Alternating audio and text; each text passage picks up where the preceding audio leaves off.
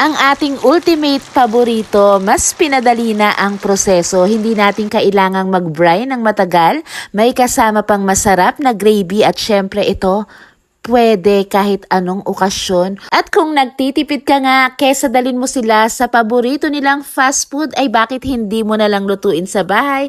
Mas marami pa ang makakakain. Kaya tara, magsimula na tayo. Magandang araw! Syempre, pag-usapang fried chicken ay gagamit lang tayo ng paborito nating parte ng manok. At yan, titimplahan lang natin mga simpleng pampalasa lang na makikita sa ating kusina. Timplahan natin ng pinikpik na bawang, garlic powder, paminta, konting salt, konting pepper, cayenne pepper, at syempre maglalagay tayo rito ng patis.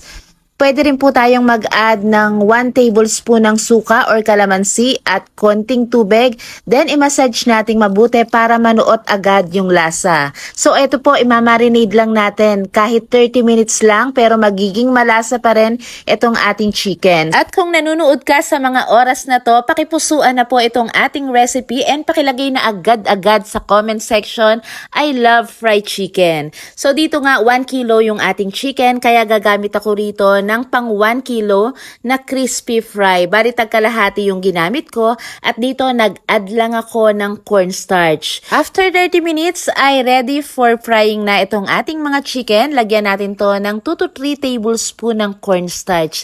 Then i-mix nating mabuti. So kailangan halong-halo po yan.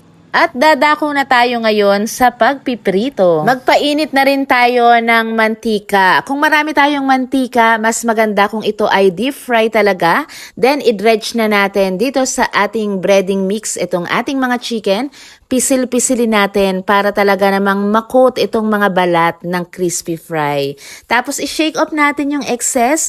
Then, ito po ay lulutuin natin by batches. Kailangan hindi overcrowd yung ating kawali para ma-maintain natin yung temperature ng oil. Lutuin natin sa katamtamang init ng apoy at ito po ay bibilingin natin every 3 minutes. Etong ganito kalalaki ay niluto ko ng 18 to 20 minutes pero syempre depende pa rin yan sa kung gaano kalaki yung ating chicken. Kasamahan natin to ng pagkasarap-sarap din na paborito ng mga bata na gravy. Medyo marami-rami nga po itong aking lulutuin dahil talaga namang pinangsasabaw po nila to sa kanin. Nagmelt nga lang ako ng butter dito sa aking saucepan. Then nilagay ko na yung aking harina. Niluto ko po yan ng brown-brown ng konti para wala siyang raw taste. And then dahan-dahan kong nilagay yung tubig. Tinimplahan ko yan ng soy sauce, onion powder, chicken cubes or chicken powder ay pwedeng gamitin. Kung meron po kayong pamintang pino, yun po ang gamitin nyo. Pero kung wala naman, okay na yung kagaya nitong